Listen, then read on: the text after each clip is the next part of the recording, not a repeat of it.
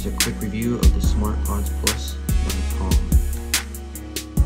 These headphones are basically a replica of the AirPods by Apple.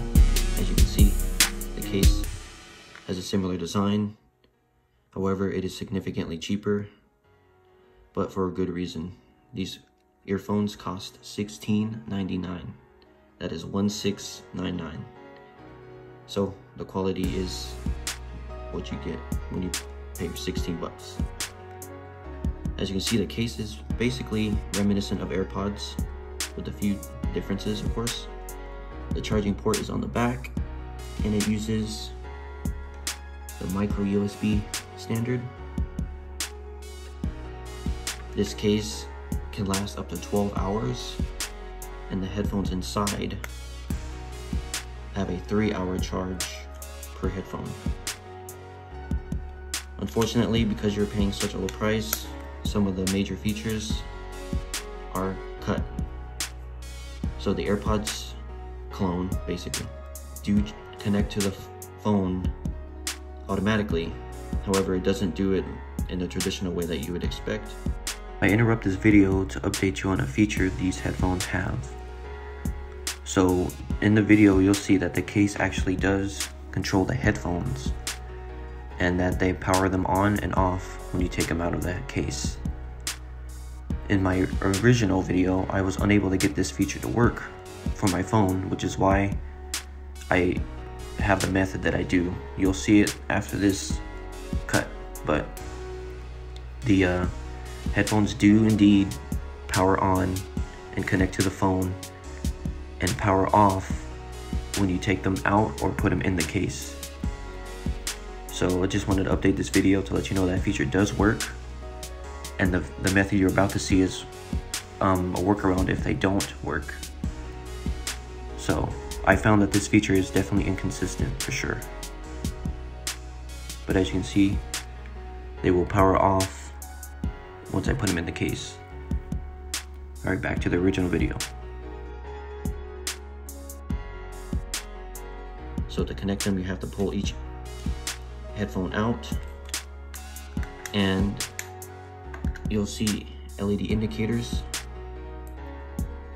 Each headphone operates on its own, so you have to connect them one by one by pressing this button.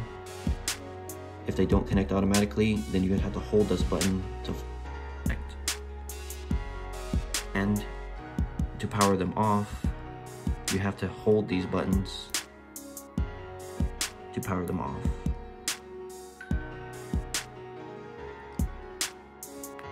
As you see, the red indicating LED says that they're off. They do not power off if you just put them in the case, so you have to power them off manually. They also do not charge when you put them in the case by themselves. You have to manually do so by pressing this button on the front. That blue LED indicates that the headphones inside this case are charging.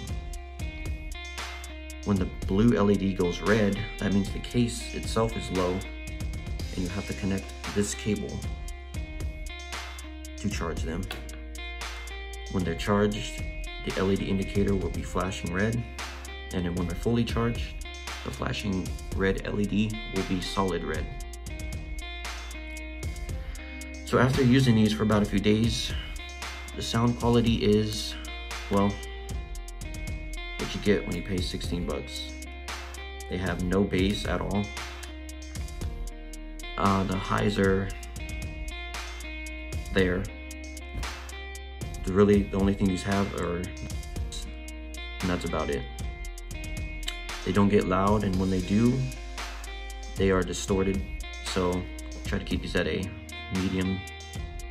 medium high volume, but don't go too high because you'll start to get the distorted sound.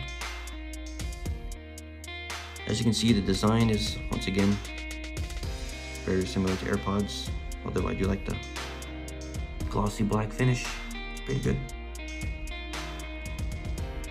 These buttons do have controls. Unfortunately, you can only play, pause, and answer calls. You can also operate your voice assistant, so if you use these for Android or iOS, but I couldn't get them to work. They only work when you activate the voice assistant on the phone, and then you can use these to tell it to do something, but it will not activate the voice assistant just using the headset. They say it does, but I couldn't get it to work as of today, January 17th, 2020. Also, as you can see, this case does not have any magnets at all, so it relies on a clip. Same with the AirPods clone themselves. They do not have a magnet, so you have to press it in to get it to click in. If you don't do so, they will not charge properly. So if you get the Apple AirPods, little magnetic click, these, you have to click it in. Also, they use an older USB standard, so they're not as easy to plug in as USB-C or Lightning, but hey. As you can see, that's the design. I do like the black finish though. I wish AirPods would make something like this, or Apple, I should say. But yeah, that's basically it.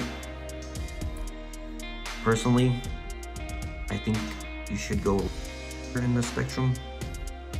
Noise is a bit low, and the sound quality and feature set is a bit lackluster.